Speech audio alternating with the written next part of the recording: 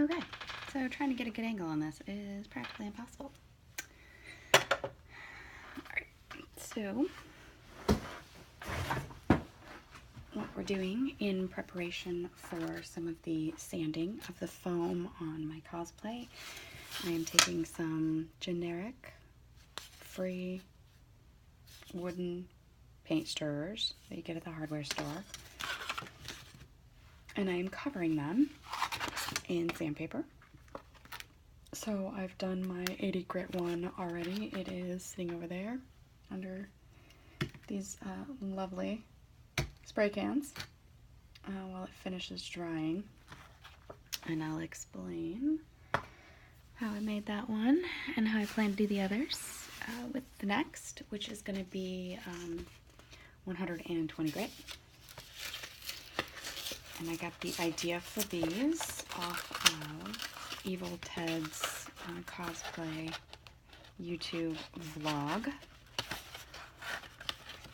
where he mentions that he likes using these.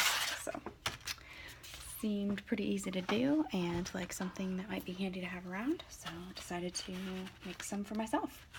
Alright, so I've got the 120 grit along with my generic star stick here. I went with these size sheets because they pretty well match in length the strip, so it's kind of what I was looking for. Pick the best side here. What I am doing is wrapping the one side and getting kind of the measurement on that to fully cover that side. But then I want to bring it in pretty tight so that I create one side that has sandpaper wrapped around it, because I think that'll be a handy edge too, not just the broad flat edges. And let's see, I'm gonna mark this off. That looks pretty good there. It doesn't have to be exact, but I'm a bit of a perfectionist, so we're gonna get it as good as it can be. Take my Sharpie, mark where to cut. I'm also going to leave the handle predominantly blank so that I have a good surface to grip. So that's going to be right about here and here. I'm just going to cut straight across there. It doesn't have to be exact. It's not a big deal. Ooh, almost grabbed the wrong scissors. Never use your fabric scissors on anything but fabric. Alright, so got my craft scissors here.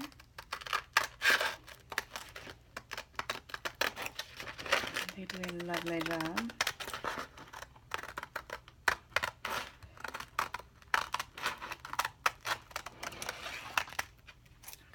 Got a couple of edges here that kind of got away from me. I want to make sure I don't have any pieces hanging out there to get caught on things as I'm sanding, so I get that cut pretty straight. And then I'm going to use my notches where I determined that I wanted to leave space for the handle. Cut that off. I'll save those little bits. They might come in handy for something else.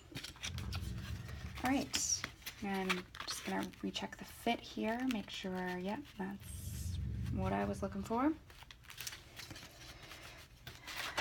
Set the extra aside. Take my Loctite spray adhesive, which is good for bonding. It's a lightweight bond. It's good for bonding wood to paper, which is exactly what I'm doing. Now the wood's going to kind of soak up some of the adhesive, so I'm going to make sure I get a good, consistent layer. And then I'm going to fold this over, again making sure that I line it up at the top so I don't just have wood sticking out, and that it really gets down in that bend and creates a good surface for me to use in the wraparound part. Just kind of hold it down, let it start to take the shape and adhere to one another.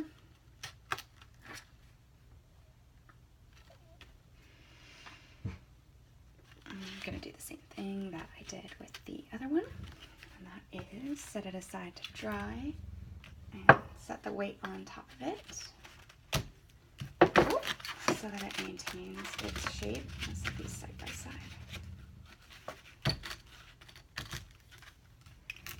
Okay, and let that dry there.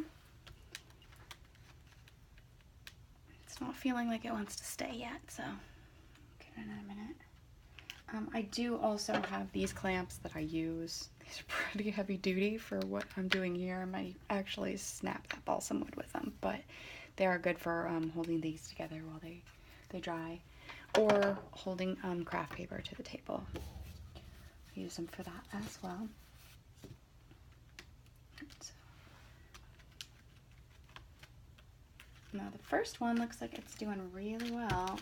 This one hasn't decided what it's doing yet. It's gonna stick or not. This one came out really well.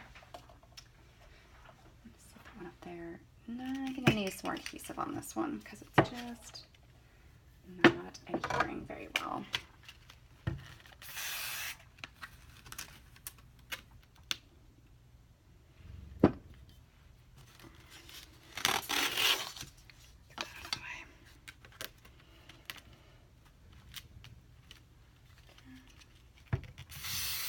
Mostly at the ends here. I don't know if I was too timid to just really get in there with the glue or what, but just give it another spray, hold it down.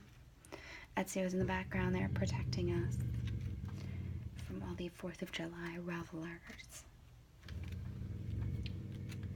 who are merely trying to enjoy their holiday. It's rather protective. Okay, set that over there. Let's weight on it again.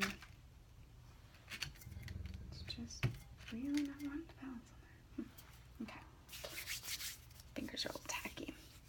Alright, so I'm going to go to the next and final one that I'm going to be making today, and that is using the 320. The Very Fine.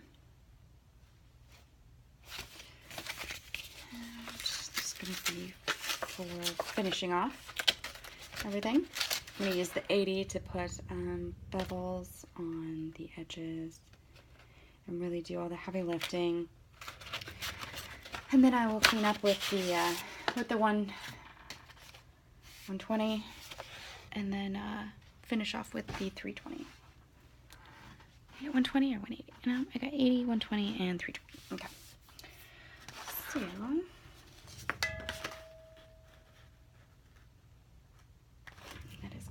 perfect length there. Using the shorter edge of the sandpaper looks like it's actually going to work better. Now that I've already done two, yeah. Save the best for last, right? It's gonna match up right where I want it as far as, you know, leaving myself a handle and everything. So I am just gonna use this side and create less waste. Yay me. Okay. So we're gonna go from this end. And lay it down, get it close there. Roll it over. This paint stick is warped. Not gonna be the best. That's why I always ask for an extra or two. Because they are really not high quality things.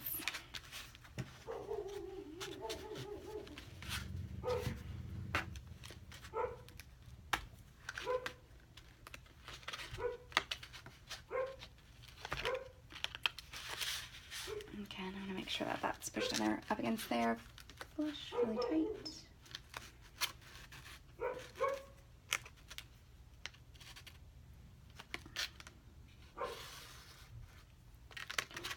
Oops, when I get my hand out of the way. Okay. All right, there's that. Don't need to cut off any extra, which is nice.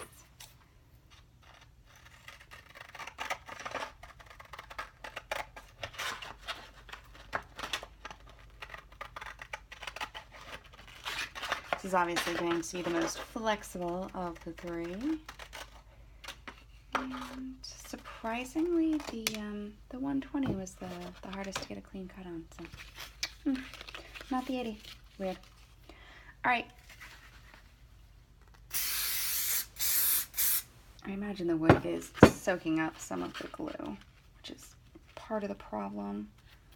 And the sandpaper being thinner, I don't want to use as much right off the bat. because I don't want it bleeding through and becoming kind of a mess. So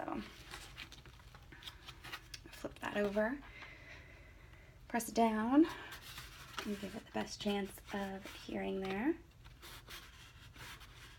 And before I move on to the other side, I think that may have been my issue with the 120. So I tried gluing both sides at once, whereas prior to that, on the 80, I had glued the one side first and made sure that that was adhering really well. Before I wrapped it around and glued the second side. So hopefully that's going to be our lesson learned for today, and we won't repeat it.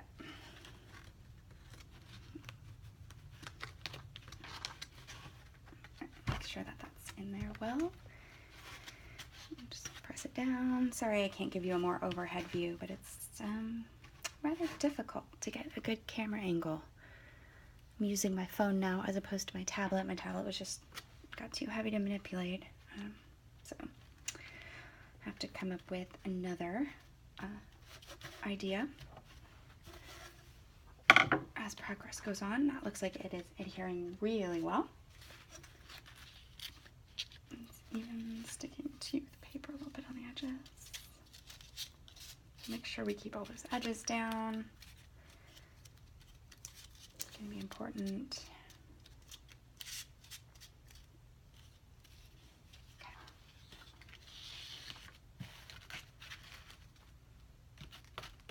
Set it over here. Now I can use my Loctite one because I finished using it for right now. All right, gonna let that dry. Looks like the 80 has popped out a bit on one side. It is still tacky though, so I am just going to repress it down and find it some weight as well till it does. Get that in there. There we go. Alright, so I'm going to keep those weighted down until they dry. Obviously the first one I did still tacky, so no hope of that being finished. And then once they are, I'm going to go ahead and begin to use those to do some of the sanding and shaping on the edges of the breastplate. And I'm also going to start some of the detail work in additional craft foam for that piece as well. So, put my scraps away here. Okay. Keep those, and I got plenty of sheets. Those were like $4 for 4 sheets. So, and as you can see, you can make several from just one sheet. So if you have the option to just buy one sheet, you can save yourself some money that way. Or reuse it for other projects, which is usually what I end up doing. Okay. So, what's next? That's it for the sanding sticks. Hopefully that was something that will be of use to you.